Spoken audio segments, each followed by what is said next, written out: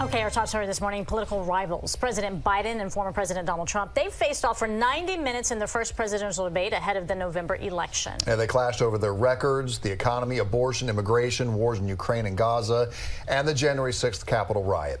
And while we've heard a lot about what both presidential candidates had to say, this morning, we're paying a lot more attention to their movements. Joining us right now to break down that and what both men said with their body language is body language expert Traci Brown. Traci, good morning. Thanks for being here with us.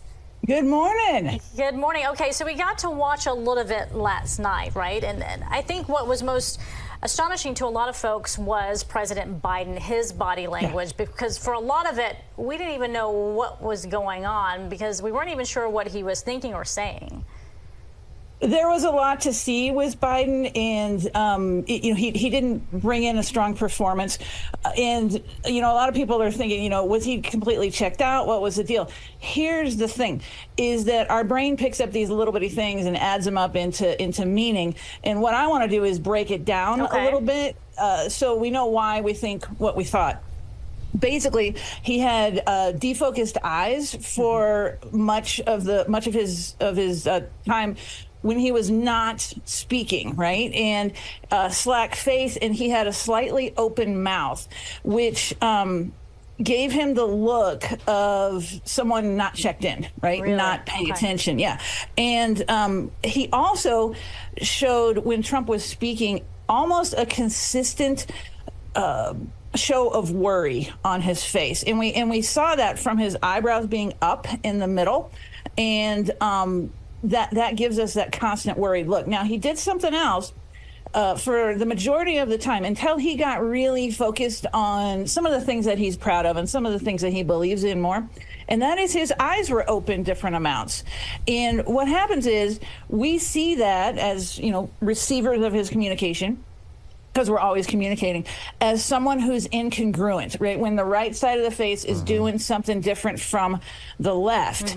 And that combined with, he lost his way on some of the answers. He had incoherent answers at points. That's why we go, wait a minute, this guy's, maybe not fit to be president again, right? So he didn't come ready to play. He had an entire week that he set aside his schedule. He did nothing but prepare for the debate. Hey, guys, I'm asking to call an audible here in the control room. Do we have a clip of President Trump? Okay, good. Well, let's roll that, and you give us an idea what you think here. You're a whiner. When you lost the first time, you continued, you appealed and appealed to courts all across the country. Not one single court in America said any of your claims had any merit, state or local, none. But you continue to provoke this lie about somehow there's all this misrepresentation, all this stealing. There is no evidence of that at all. And I tell you what, I doubt whether you'll accept it because you're such a whiner. The idea, if you lose again, you accepting anything, you can't stand the loss. Something snapped in you when you lost the last time.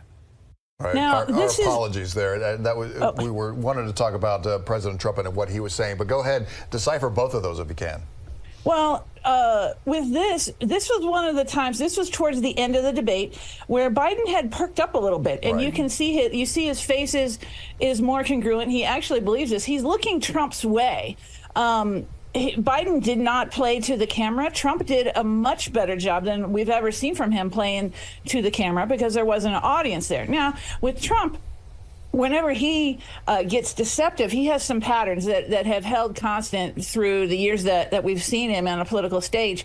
And he his biggest thing that he does is not actually body language, it's verbal. And what he does is two things. For one, he resorts to attacks to try to throw us off, right? And Biden actually bit on it this time, and you heard Biden with the insult. Now, Trump will use words like always, never, everyone, everybody, all of these things. And this is the same when I do investigations. It's the same when law enforcement does their interrogations. Whenever those words come up, it's almost always deceptive because they're trying to categorize everyone and make the party in question bigger than it probably is, because everyone doesn't ever agree on everything. That's just not how the world right. works. Let me just jump in real quick because we do have a quick soundbite with Trump, so you can kind of dissect his body language. Take a look. And he caused the inflation. He's blaming inflation, and he's right. It's been very bad. He caused the inflation, and it's killing black families and Hispanic families and just about everybody. But with this, we see him. He's congruent. He's looking at the camera, and he does a pretty good job in this moment. Now, what we see from Trump when he's lying is we see his accordion movement. This is his tell. He's a unique guy in that he doesn't leak out a lot of deceptive tells, but the accordion is his. So when you see the accordion, hand gestures. Got it. Yeah, it's together. It says, "I've got control of this." That's what the gesture officially means. But he tends to do that when he's being somewhere from a half truth to a lie, and we saw that in when he was talking about if he slept with a porn star or not. Oh, Yeah. right. I remember that. Yeah.